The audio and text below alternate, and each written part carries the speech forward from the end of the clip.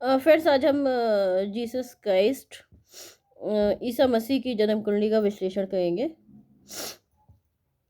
Jesus Christ को ईसा मसीह के नाम से जाना जाता है। इनका जन्म यहूदिया रोमन साम्राज्य में हुआ था। ईसा जी बहुत लोकप्रिय थे और उनकी इस बढ़ती प्रियता से यहूदियों को तकलीफ होने लगी।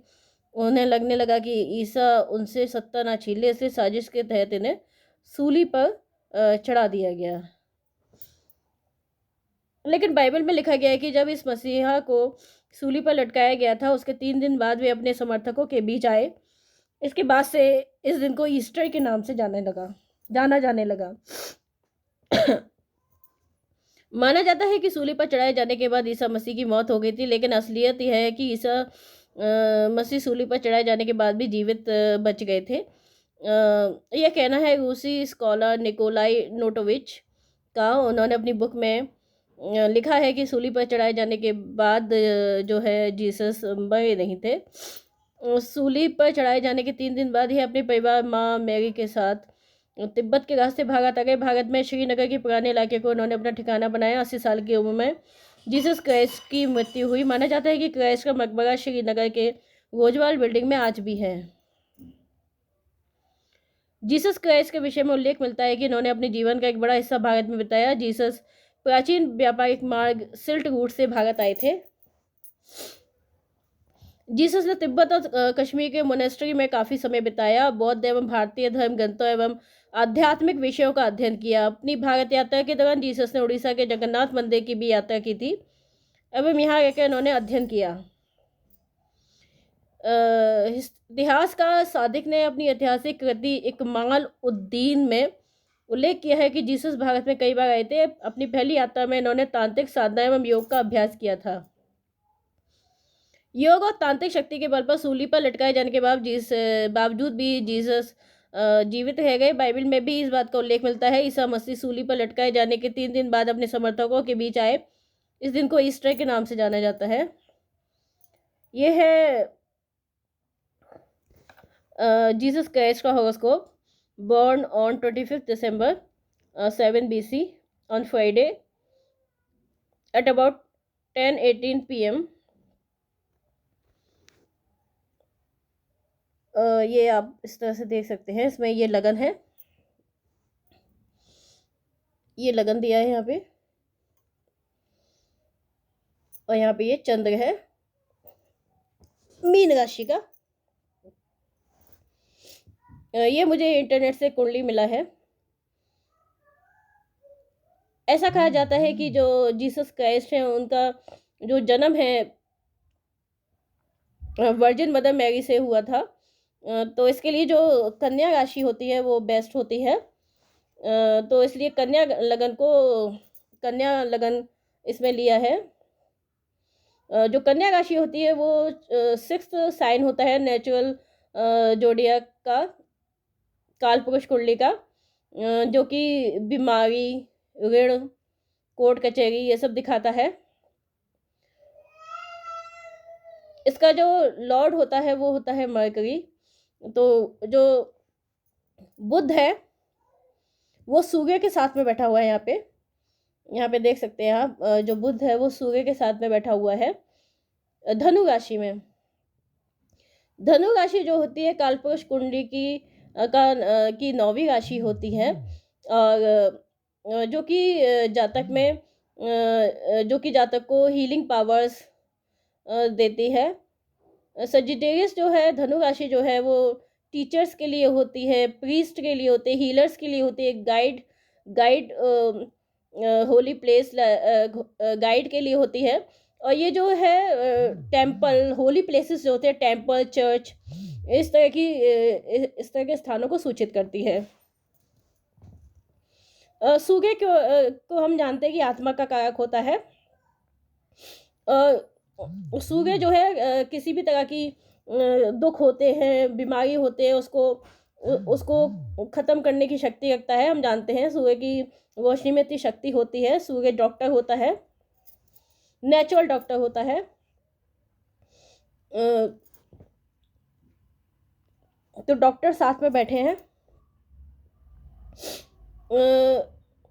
जो कन्या राशि के लोग होते हैं, जिनका लगन बहुत स्ट्रांग होता है, तो उनके अंदर जो है हीलिंग पावर्स नेचुरली होती हैं, और जिसको कि वो जन कल्याण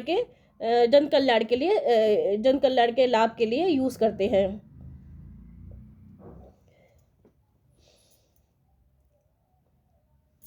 तो इस तरह से हम देख सकते हैं कि इनकी जो लगन है, इनका जो लगन लॉर्ड का प्लेसमेंट है, उसे हम देख सकते हैं कि जीसस क्राइस्ट में इस तरह की हीलिंग पावर्स थी, और जिसको उन्होंने जन साधारण के कल्याण के लिए यूज़ किया, और उनको उनके दुखों से, उनकी बीमारियों से दूर करने में मदद की।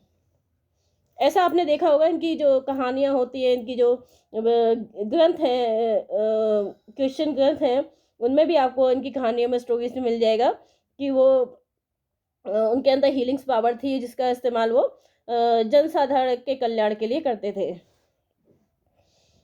यहाँ पे जो है शनि है, चंद्र है, और ये जो बृहस्पति है, इन तीनों का योग है मीन राशि में। तो ये जो मीन राशि में योग बनता है, ये बहुत अच्छा योग बनता है। इसे गुरु गंगाधर योग भी कहते हैं।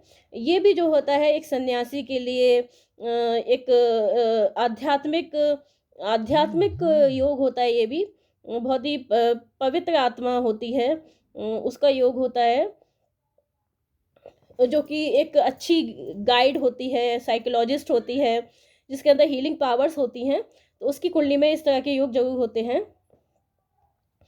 जिसकी जो एक दार्शनिक जीवन जीता है, और देवी है जिसके पास शक्तियाँ होती हैं।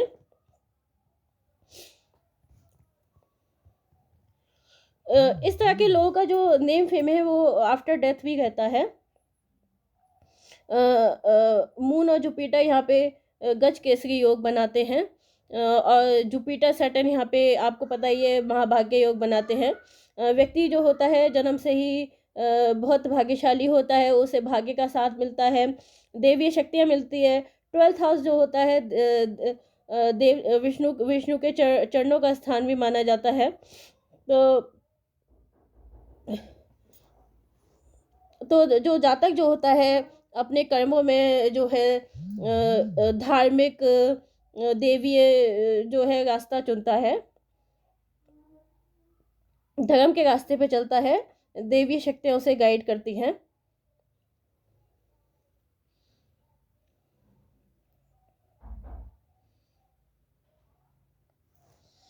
केतु जो है एक मोक्ष कारक ग्रह है, और जुपिटर सैटर्न और मून जो है वो केतु की तरफ जा रहे हैं, और वीनस यहाँ पे जो है राहु केतु के एक्सिस में है। वीनस के साथ में राहु है, राहु केतु के एक्सिस में है। Venus Rahu Saturn Jupiter Saturn moon, ये एक योग बनता है यहाँ पे। वीनस के ऊपर राहु का भी इन्फ्लुएंस है, जुपिटर का भी, मून का भी, सैटर्न का भी, इतने प्लैनेट्स का इन्फ्लुएंस है, जिसके कारण ये गृहस्थ जीवन में ना जाके आध्यात्मिक जीवन में चले गए, और एक दार्शनिक की, एक आध्यात्मिक गुरु की इन्होंने भूमिका निभाई। ये जो योग है वीनस के ऊपर, जब राहु का, जुपिटर का, मून का, सैटर्न का इनका प्रभाव होता है, तो व्यक्ति को पारिवारिक सुख नहीं मिलता, बल्कि व्यक्ति आध्यात्मिक क्षेत्र में जाता है, आध्यात्मिक क्षेत्र में काफ़ी उन्नति करता है, उसमें नाम कमाता है, यश कमाता है, उसके अंदर स्पिरिचुअल दैवीय शक्तियाँ भी होती हैं। ये जो इस तरह के योग हैं, ये बताते हैं कि इस जातक का जन्म जन साधारण के कल्याण के लिए हुआ है। ये एक पवित्र आत्मा है। ये जो 12th हाउस में जो सैटर्न मून जुपिटर का कॉम्बिनेशन है, ये व्यक्ति को अपने जन्म स्थान को छोड़ने को मजबूर कर देता है। व्यक्ति को अपना जन्म स्थान छोड़ना पड़ता है, जन्म के बाद तुरंत ही अपना बर्थ स्थान छोड़ना पड़ता है। लगन से जो 10वां घर है वो है मिथुन राशि का जो कि हैंड्स को रिप्रेजेंट करता है। यहाँ पे देखिए ये जो है थर्ड हाउस है, लगन से 10वां घर पड़ेगा। और ये किसको मिथुन राशि किसको रिप्रेजेंट करती है? हैंड्स को रिप्रेजेंट करती है। ठीक है।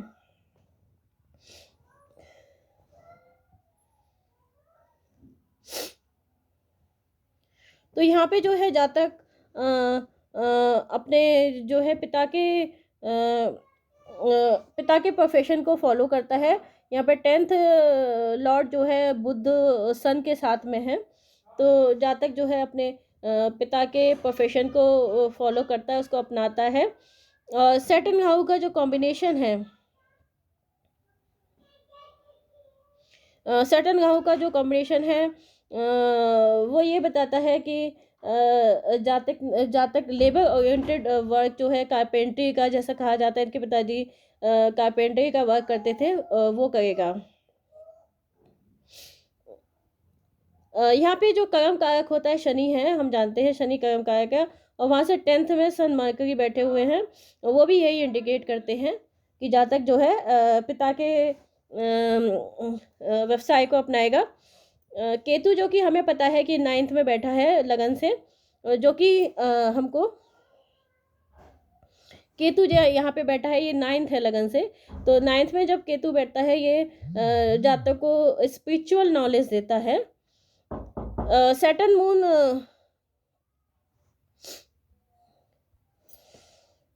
तो केतु 9th में जो है स्पिरिचुअल नॉलेज देता है जातक को। स्पिरिचुअली जातक इंक्लाइंड होता है और आध्यात्मिकता की ओर जातक को ले जाता है, आध्यात्मिकता के में ऊंचाइयों तक ले जाता है। केतु जो होता है फ्लैग का भी कारक होता है। जो सैटर्न जुपिटर मून का योग है मीन राशि में, ये जातक को जो है लगन पे इसका सीधा प्रभाव पड़ता है। ये जातक को एस्केटिक बेंट ऑफ माइंड देता है। मीन्स जातक के अंदर संन्यास की प्रवृत्ति होती है। जातक जो है भौतिक संसार में कंफर्टेबल फील नहीं करता है, वो अध्यात्म में कंफर्टेबल फील करता है। और जो है संसार में जो है सन्यासी की तरह जीना पसंद करता है। और इस तरह का प्रोफेशन अपनाता है कि जिसमें कि काफ़ी हार्ड वर्क हो और लेस अर्निंग हो।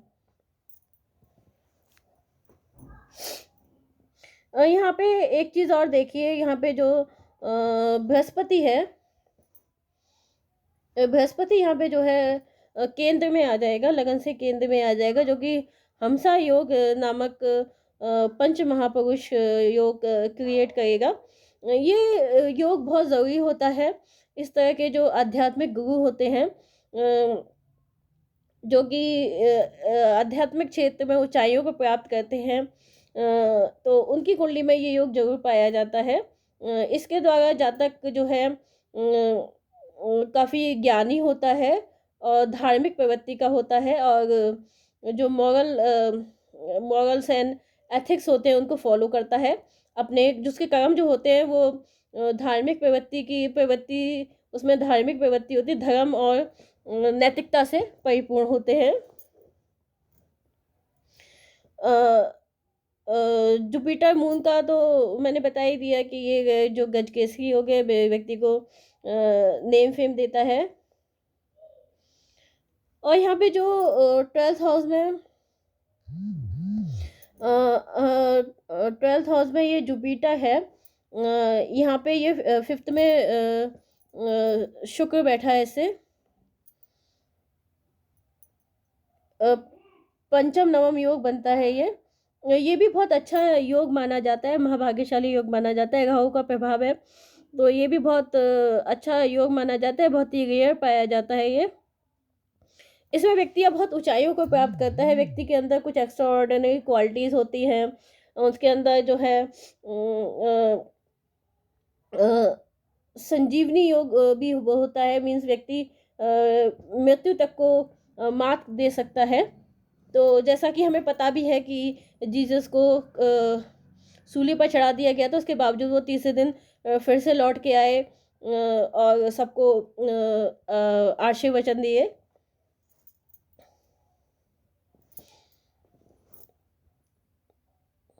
तो फ्रेंड्स, ये था जीसस क्राइस्ट का हॉरोस्कोप।